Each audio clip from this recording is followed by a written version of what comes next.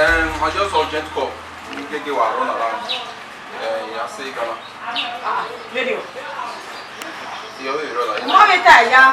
Come on, go there. I think not an emergency. You go buy get friend when you see look here You travel. Any answer money I do them well. The same again. Go no mu kan go. Oh yeah. Oh yeah. So papa no me come in here. Wow. Mama. Oh yeah, but my mom no go shop in case she reach here. When I say mama, I might get over a cold. Mama can only not on the clock. If she was in men of all you know, men of what you give her the good news where wow you don't know or I put on a man of man on. No, I can't get boom with it. No understand. I know they will show you. You may find it. A black and you will move. I said, no, that's I'm getting out there where serious for penny. I have you. Yeah, I'm a serious guy. I mean, you know, I'm serious. I like you said, I'm a serious guy. Now, those guys are not serious. I bet in case the girl comes and say, Mama, not that too well. I'm serious, Abby. Mama, loud. Don't my young show. Mama, okay, now call you, Jack. Yeah, Wafo. So you be Jesus. Hey, Kevin, now you're Wafo. Oh, I get him now. We are getting you. Oh, I am where? You're serious. Oh, my God. Oh, I'm guessing I haven't seen any. When they get you up, you tell me what I do.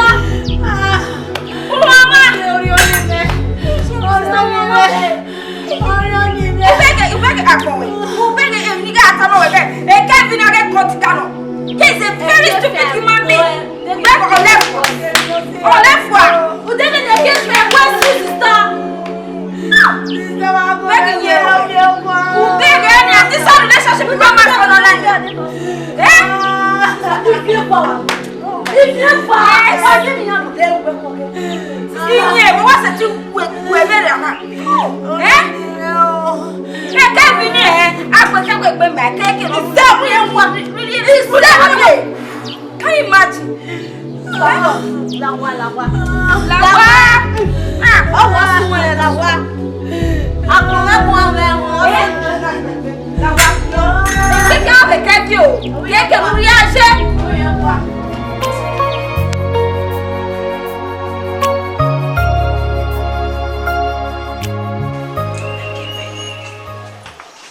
You say, I get belle. I know what you say. Give me mama. Mama. Then we walk back, Sena. Anyway, tell her Mama.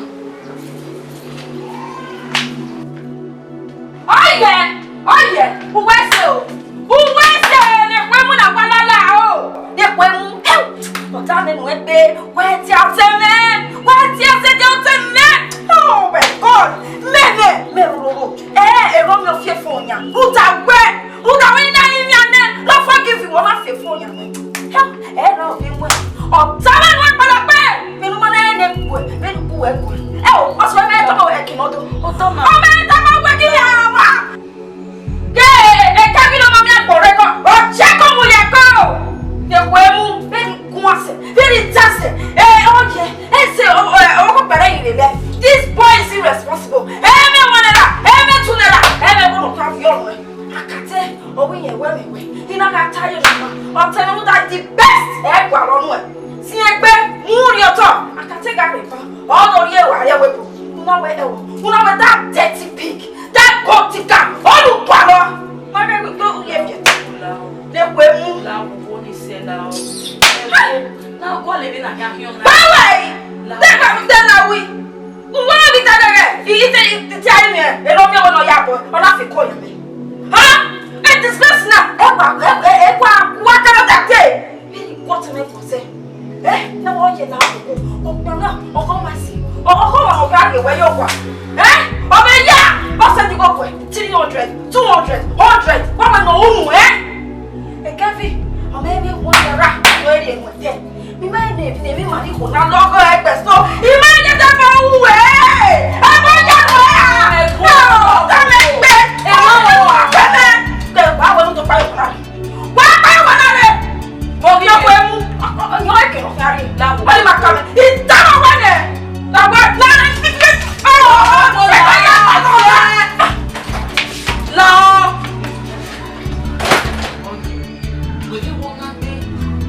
Le loaba et puis les choses vont vous marier dès qu'il nous est zona ok va dire qu'il y en a un et Kevin on m'a mis à boré et on y a bien là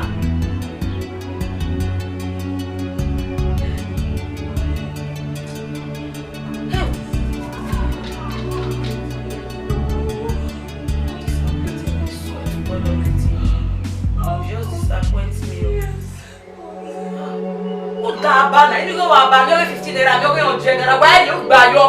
Who you? Eh? Who more calling a white town? Eh? We are fully going to Romeo. Romeo don't want a woman. He's on a bed back before. Eh? Don't have one more than it. I've got living now.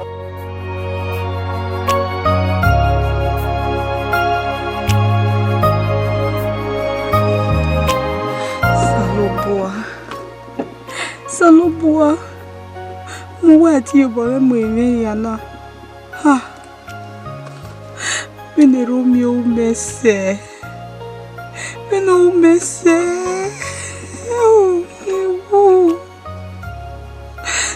Iye we Romeo eti wurebe yabome. Eti yabome. Nuda peparo na wano na nukame yabodama. Salobua. Salobala wo yare bakan mo oriyo. Bakan oriyo no yabo me. Kevin. Wo wa ti sire fi ona. Wo wa ti sire fi ona. Ade amani. Eru mi o ke wi yeye. Salobala wo yabo me o. Yo bakan yo mo no yabo me. Ribokario lanu ya bohe Romeo yeke nina me ya bodawe nina me ya peta wala wo no ya bohe yo no mess Saloboa. My white you bomb me. Okbe no wa wenene. No mo gbe no he azi o tozi wo me. Ina wa yo bomb moria. Ina yo bomb mo mi yari ebe ke fi agbe wo re gbe mawe. Keke no ri aja agbe mawe ke fi. Agbe mawe ke fi no na wa te mo te. Mawe. Esi me gere o he aja ti ara lo aba. Imae. Saloboa.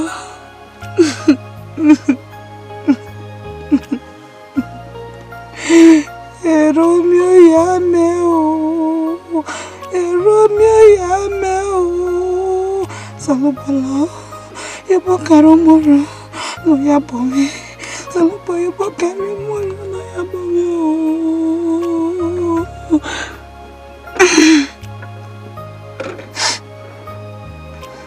No me kebe goya tota.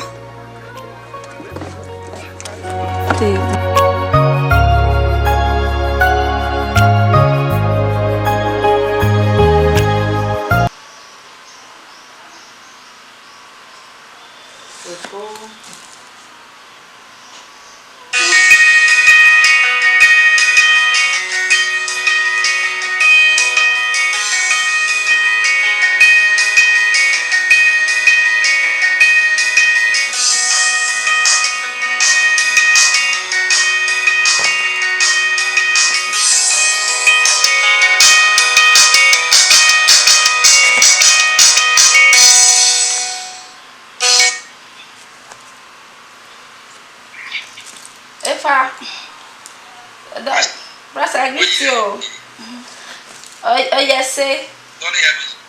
Akmawosa. I greet you, bros. Eliama.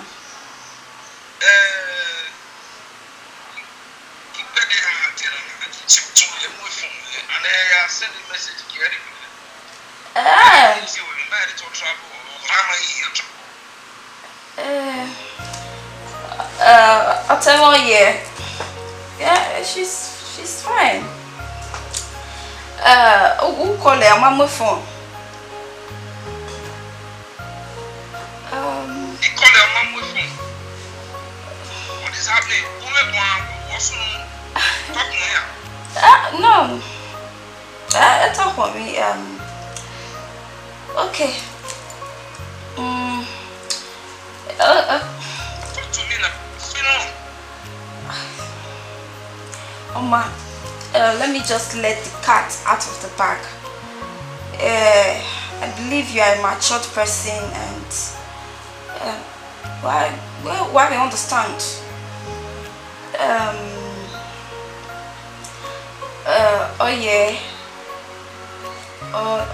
She's talk to me now. What?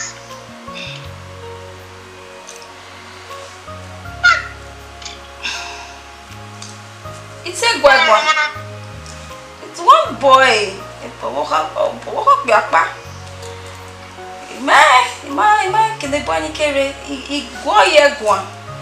No, stay clear from this boy. This boy is a non-entity.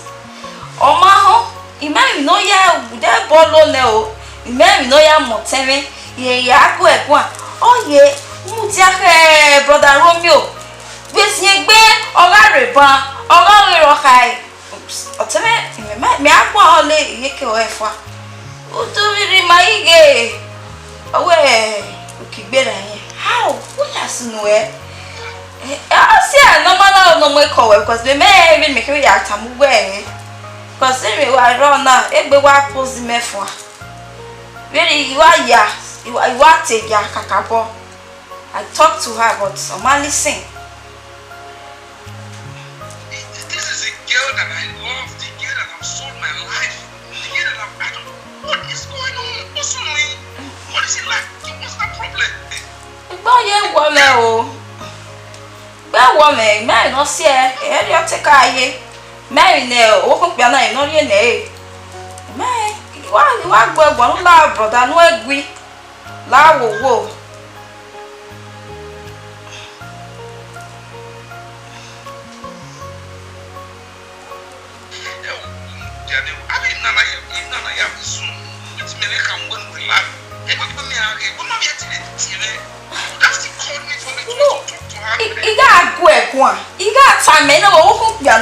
You go Ibo, CIA, you won't can him agree, is the Nima way, and the Noah, and Yenua. You swear for you one of it. Hoping that, oh yeah, or I hope that your boy never. May I go ye can make by one of the yam you? Yes, I'm gonna get in wrong, you're giving me yow, and way. May I get all your tea and we may a cold one, yea, I can make yam or Iwa ya o, igwa kakaboya. Igbe na ya wa wo me o.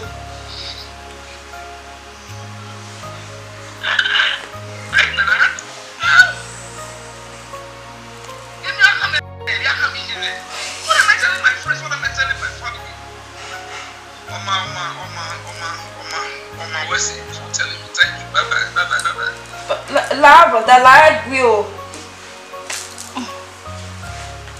Peg, Bell Ozano, oh yeah, no, yeah, Gume. Eh? What kind of thing is this? Really, where was it? You might be won't done it, and you take heavy. Ganya, don't go with career. I don't know that you make me wrong. Oh, I don't like this. Ah!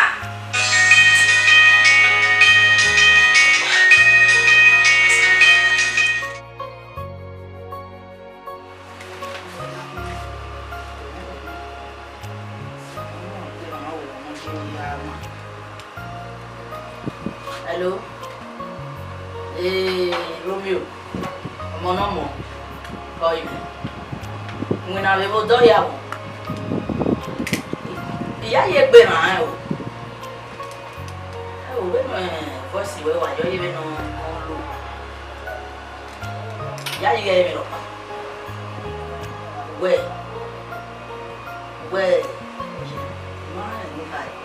The better way. Hey!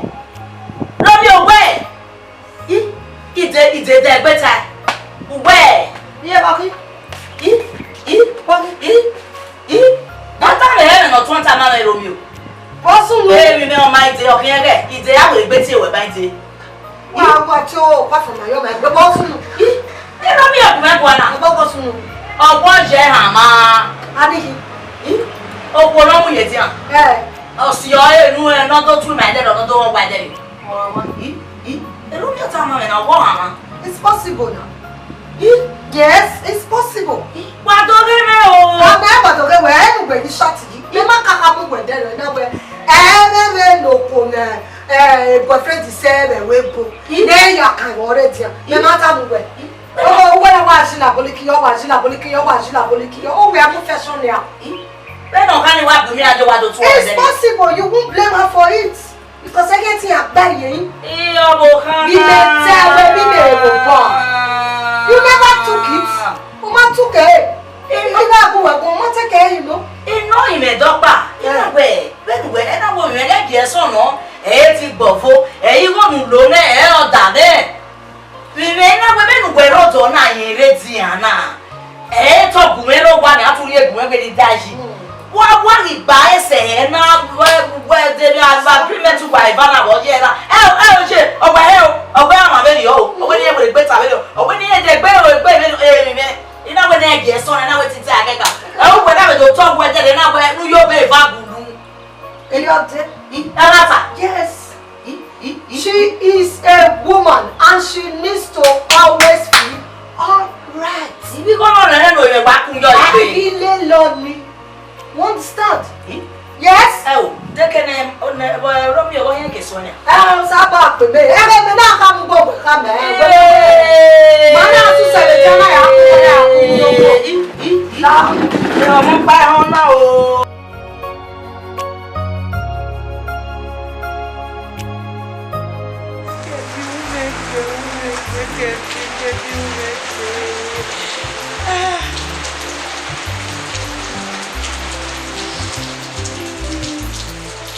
Vendo ya kita we. Mana mo ini tu balu sepone.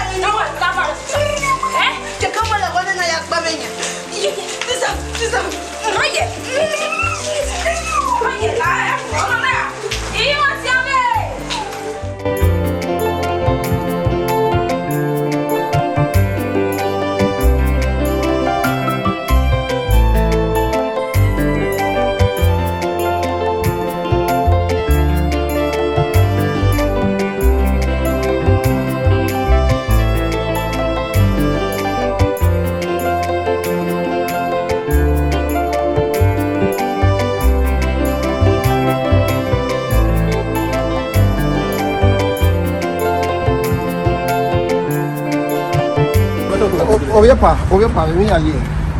Court level na ba. Oto na mi aye se ko me. Level so boy. Oto ba boy ni so boy. Ye na ke so boy. Emi ko na we no see mi obia. Emi ko na we no see mi. Wo bu mi ade. Ina we ko we na ko wo. Oto me hia ki hu. Emi ko na bi ko me ya mi go se. Bi ya mi go bi mi ya mi ki me. Bi ya mi go me. Bi ya mi oto ba da me o. Boy da me o emi go e be kwa ken na. Bi mi ya mi ki me. Utama me de uwari. Uwa do mi me bi sto. Wa do mi me bi sto. Uma do mi me bi sto. Den ni ki won e. Me we se no boy e na no a. What go we nu e. What ni go that ni ki me ni go wo. E wa go e na we take am me wa go me me a. Abi wa gbe be e mi a. Wa gbe be mi a. Den na ki na ege la go. If your papa down here na we go. Okay, o we go me gbesi mi aye. O we go me gbesi mi aye. O ko me gbesi mi aye. Dabi go na ma e. Bi aya mi go me. Bi aya mi go me. Bi aya mi gi me e no we. Bi aya mi go me.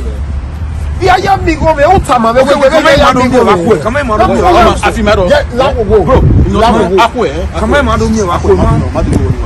Bien ọmọ ẹ̀dẹ́ kẹsà kú ẹ̀ udọ̀ mi ẹ̀rẹ̀ ọ̀ ẹ̀jẹ̀ bẹ́ẹ̀ kú ẹ̀ láwùwọ̀ wáyé udọ̀ mi ẹ̀rẹ̀ ìtàmà wẹ́n yà á gíwù ẹ̀.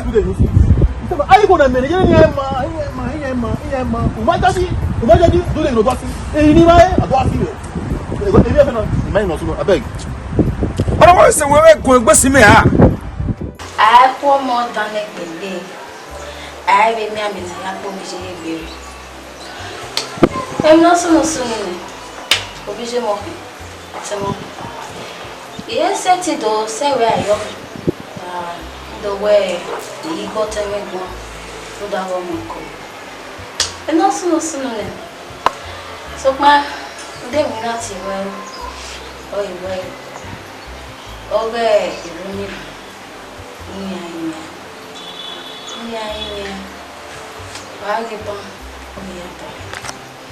We may even try me a corner. Yeah, further day of my mother.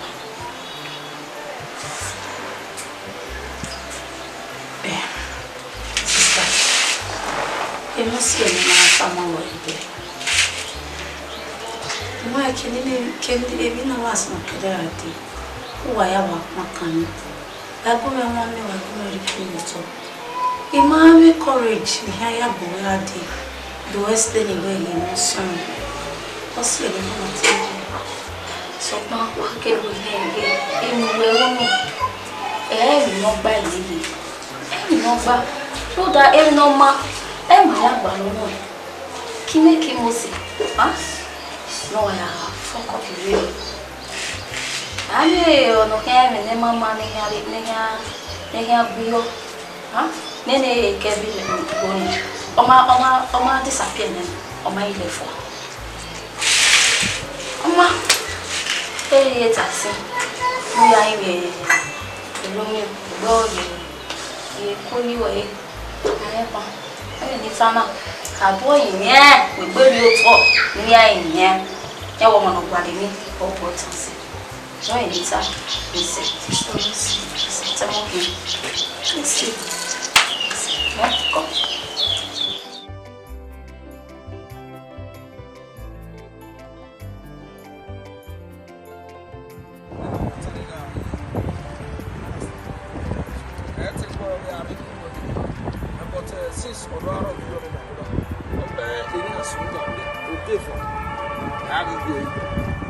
So, whatever, you know, say not tell me I'm out now.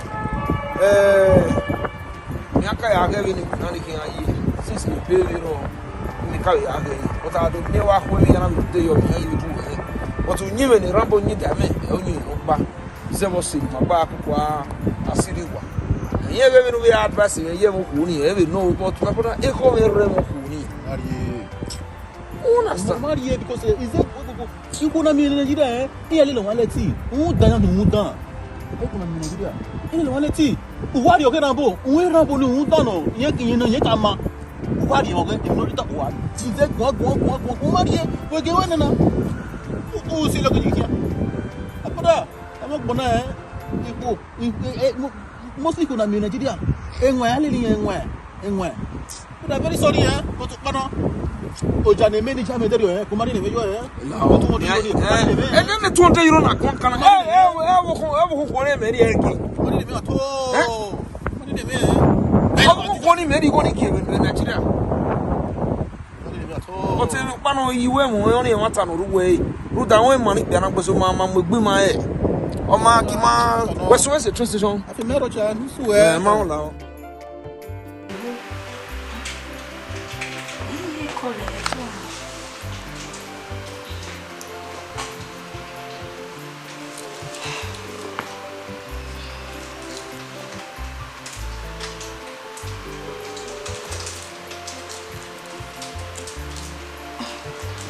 Cover that.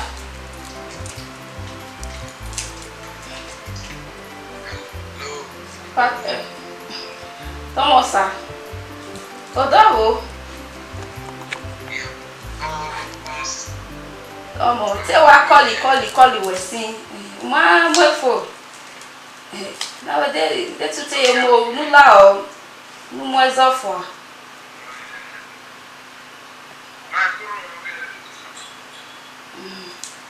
Tomo.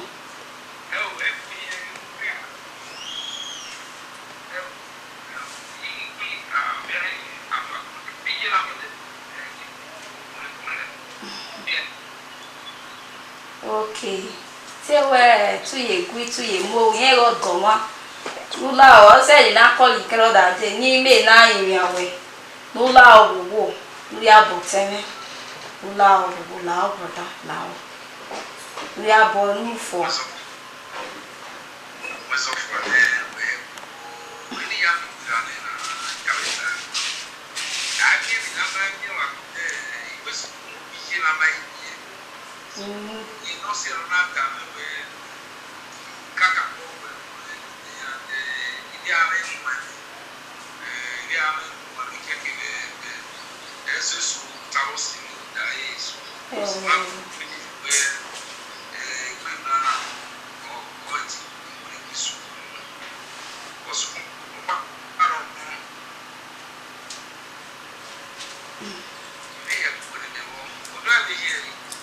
Posa. Oye, ya ve yesi. Wese. Ina hawe uya boy Wese kakabo. Safian bo. Wese. Ina ve wo. O police work.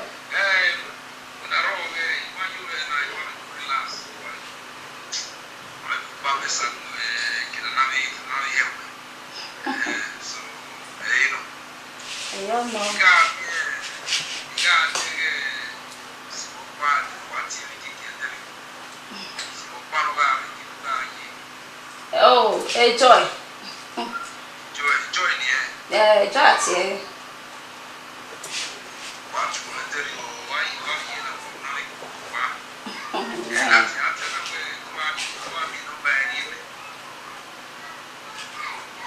I understand.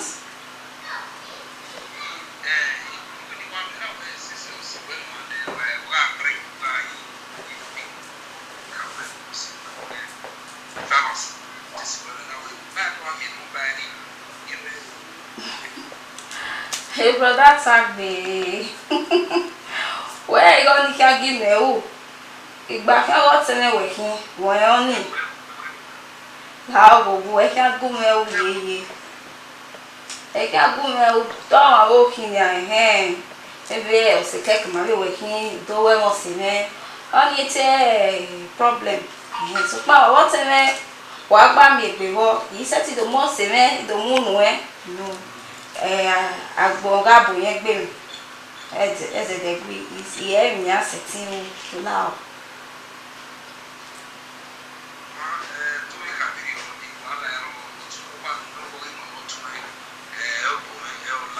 Yeah, I mean I me no lao no ya boy eve vovie awe ya iba unu ne ka go basagi oye fefefie wo wa. Oh, yeah, feel. You are one, we are boy.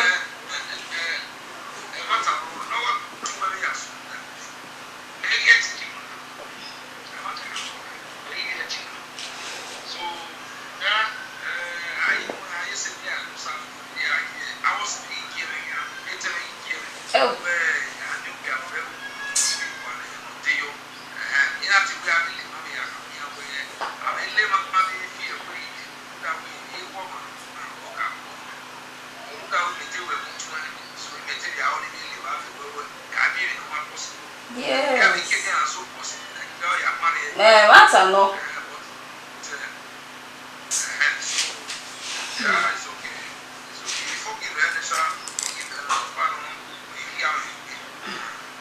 Yeah, all take a time to heal the pains. Lao will go. They already hate this. Lao, you will take care easy. We'll take care easy. Lao will go. Almost. Yeah, you call you later. When you are get call you. You wait to Tomo. I greet you. Omauga echo later. Bye bye. Okay.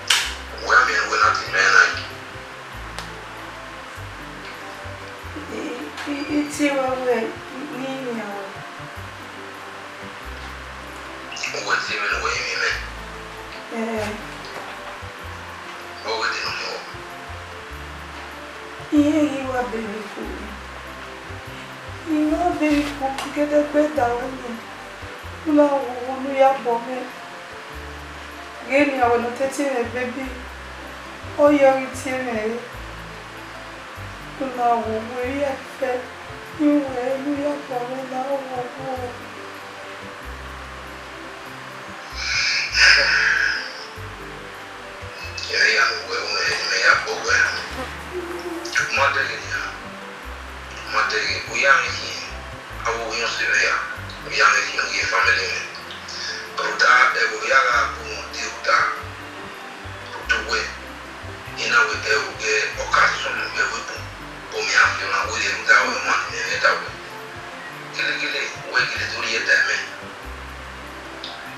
Ni maya me na kele ni ati imuna ni yeti you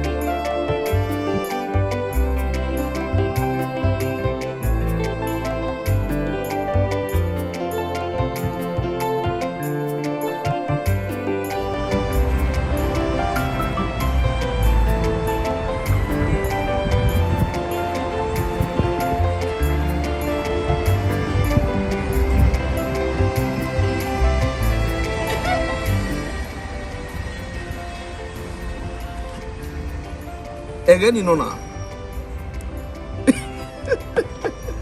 Iye, me got time away, but anyway, Osalo wa UK dollars on, only well. Again, Mamma, where you are going back. Mamma, what going for Lina with you talk. Me, ye, the Obari Obayan, and I have TV, here when you are tea. Emma Yakin, May Savannah, here where a penny and even me, me young winner, and I will be me, icky, baby. So, yeah, I will meet you talk. Remember, what be me Latin, and this is Kusolevadi. Yeah, we are TV, Mamma with him. Iye Gumego, what Macahama way, made you why, made you why ye. Do why ye, do why, me, I read in a yaku, but made you what. Me as I guess where them will never tell, but don't ever hear on my ye. On my heel. Oh, my hands are ready, never go where he say. Oh, Osaloboa, West Payment, West. The Aya Pomona, eh, Baba. Every animal survey away. Alagoda, Nina, Baba away. Imie fani mene baba uwe. Imie fani meno same uwe. Gawe Osaloboa uwese. Oye sununa nubena kwa wepe. Romeo not when me be.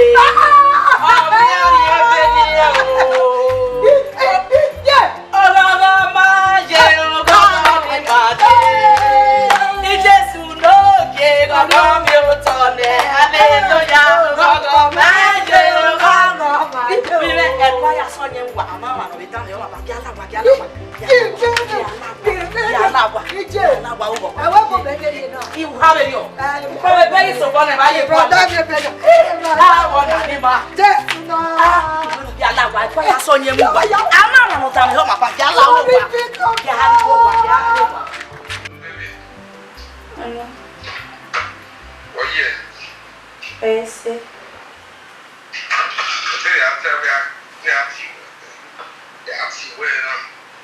Okay. Here you are, Miss Percy. I'm looking beautiful. Thank you. Go. Yeah.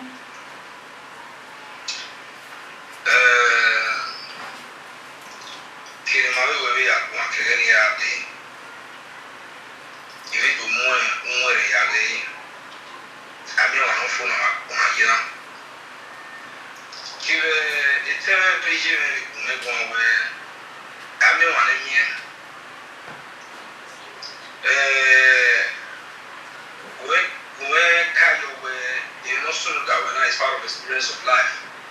And we now is to working out secure moving again. And the only thing I come away, if you are only soon you have to say, here will go, he forgive you. He forgive you. Yes. So what about Yauna me away. The Olympian near to me, Irabi. Not only Mokaki. Yes, if Mokaki, it's my responsibility. Ruda way, Gawa, Mokaki, Zewu, Mwe, and say after. If you live a hammer where Yara, we are not taking your own as a million or top banner. Yeah, where are you lying? Only problem, Yahweh, anything when you Yahweh. You may not get a judge where if you were any Yahweh anything when you. Okay. Do have you here at you. Okay. Yeah, then make it that way. If you're not getting nowhere, you're not going to have your phone and really cut there. Who has it? If family and a man, even a smooth up money, or you get all. But who now, if family organize it, who only has smooth the amount of barrel, not about Benny to lay you down a bass on killing. So, in your highway or Tono would buy 20 Ikea say you only have it on here. Only the Timia, who would in the Arena get Baya, and Benokiri. You have to be having when I am here, we are going to lower even on you. So, for that reason, I think it's a go for me. I just want to tell you, I love you, and it's high time I do the right thing. Alright? Where's it? So, what did you What's up, one last one?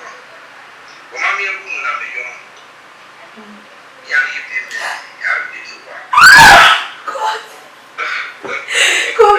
Congrats, Awesi. Congrats.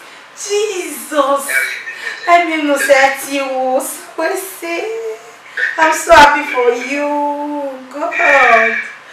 So Awesi. Everything work out good. I can't wait, my dear. So Awesi. I can't wait. God. Don't worry. Everything will be fine, okay? You will see me soon in Nigeria. I love you so much, okay? I love you so much. So you have to give it, I'm going to call it Mom, alright? I love you. I love you from the bottom of my heart, okay? Please stay safe for me. Alright? You will wear. Somebody is telling you where you wear. Yes, what's it? Okay. Thank you. Of course.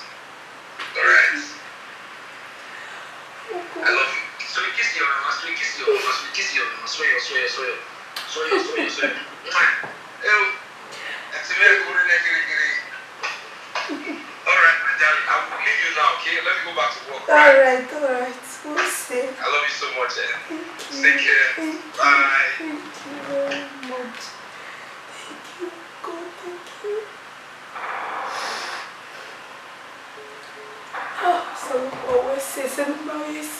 Papa. Thank you very much. Because you know that person will have no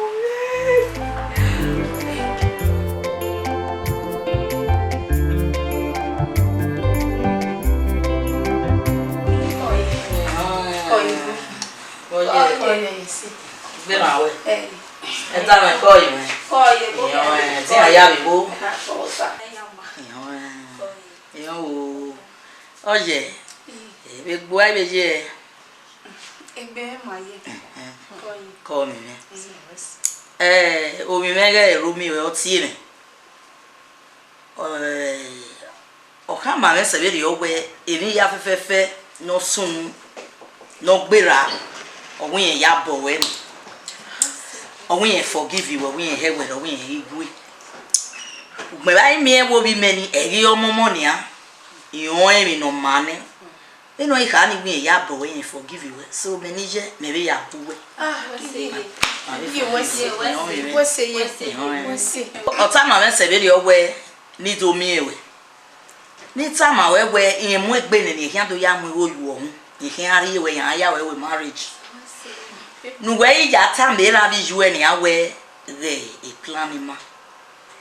Ọ̀hún èmi ní rìbá. Then ọ̀páriwe náà òyìnbẹ́ náà bẹ̀ tàmà mẹ́wẹ́ wà bẹ́ agree wẹ́ wàrà ìwé marriage ní ìyẹn àyàwẹ̀ ma family ẹ̀rọ àyàwẹ̀ yà fẹ́ yín yóò wà so ẹ̀ náà bẹ́ wọ́n ní ọ̀hún nùwẹ̀ dẹ́gẹ̀ òkú ẹ̀yẹ ẹ̀rẹ̀ náà tá yín. Iye ikoyo ikarita mene we ebike mi no yin ehe ya me wo after the marriage ya we wa we no kai yeah that one in the boy okay so we no and we ya we be you we gun o bi ben ire na you do birthday marriage no so papa no our marriage for no to total wo eri no ni a owo ku oh what that fun ku oh wo ku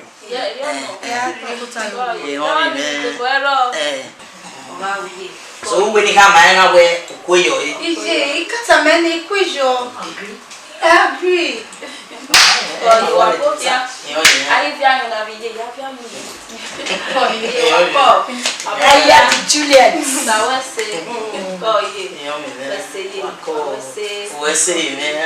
Oyenta mave ero nuwa play that we are unyunyi eni yomo anyu nyinyi eni yomo no wa anyi osade ba we ko mi so